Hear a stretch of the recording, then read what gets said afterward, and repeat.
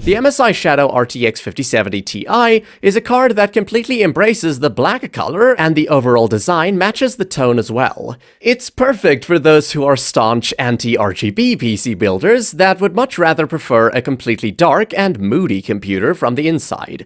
There isn't much to discuss about the MSI SHADOW's design, but what I am thankful for is that it's not large.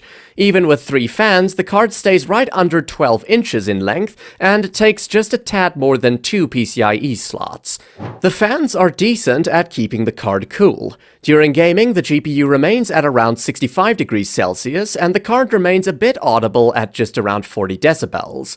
This card would have benefited from a better cooler, but at least it still manages decent thermals and noise levels at a much smaller size. Of course, nothing else matters if the performance is poor, but the 5070 Ti exceeded my expectations greatly. It basically trades blows with the previous gen RTX 4080 in gaming, and is actually a bit faster than the RTX 4090 when it comes to AI workloads. So if you need a budget AI GPU, the 5070 Ti is perhaps one of the absolutely best options right now. The RTX 4090 can reach 1321 AI tops, which is still considered an incredibly impressive number, but the 5070 Ti easily beats it out at 1406 AI tops. Of course, the 4090 does have more VRAM, so it may still be better than the 5070 Ti if you're trying to load an AI model directly into the GPU VRAM that's more than 16 gigabytes. Now, Nvidia does target this as a premium 1440p GPU, and they're right with that. At native 1440p, Black Myth Wukong runs at just under 60 FPS with the cinematic preset, which is the highest graphical setting.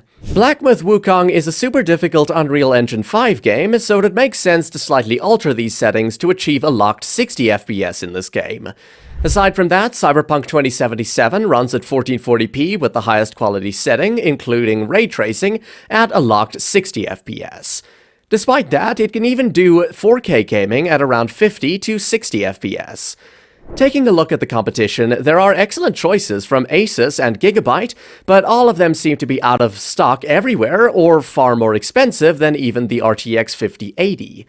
The Asus Prime 5070 Ti is a nicer looking card that's quieter and feels more premium, but is nowhere to be found.